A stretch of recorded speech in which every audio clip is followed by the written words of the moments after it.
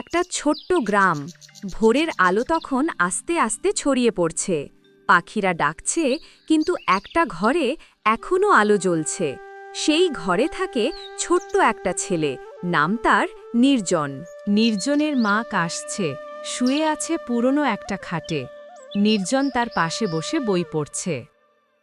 মা, তুমি ভালো আছো তো? একটু ভাত গরম করি? না রে বাবা, থাক, তুই স্কুলের জন্য রেডি হ, না হলে দেরি হবে। নির্জন হাসে, কিন্তু তার চোখে লুকানো দুঃখ। তার বাবা তখন রিকশা নিয়ে বেরোচ্ছে, ক্লান্ত চোখে বলল, নির্জন, মারে দেখে লাগবি, আজ একটু দূরে যাইতেছি। ঠিক আছে বাবা, আমি মাকে ওষুধ খাওয়াবো, তুমি সাবধানে যেও।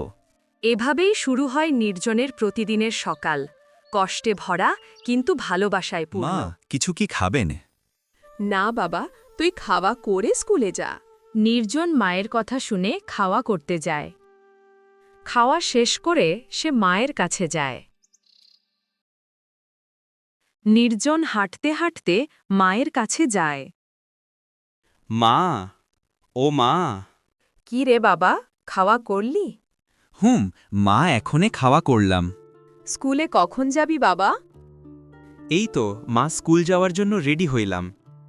ঠিক আছে বাবা, রাস্তাঘাটে দেখে শুনে যাইস। আচ্ছা মা, নিজে খেয়াল রেখো, ঔষধ ঠিকঠাক করে খেও। এই কথা বলে নির্জন স্কুলের উদ্দেশ্যে রওনা দিল। সকালের রোদটা একটু একটু করে গরম হচ্ছে। নির্জন পুরনো ব্যাগটা কাঁধে তুলে বের হলো স্কুলের পথে। আজ ম্যাডাম বলছিল ড্রয়িং প্রতিযোগিতা হবে। আমার তো রং পেন্সিলও নাই, কিন্তু আঁকবো আমি। এই নির্জন, তুইও যাচ্ছিস? আমি নতুন রং পেন্সিল নিয়েছি। বাহ, খুব সুন্দর, আমি আমার পুরনোটা দিয়েই আঁকব। রিফাত অবাক হয়ে তাকিয়ে রইল। নির্জনের মুখে কোনো হতাশা নেই, শুধু আশা।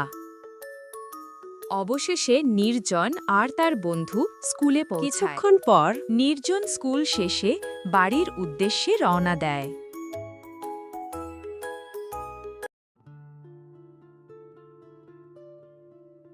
নির্জন বাড়িতে এসে মাকে ডাকে।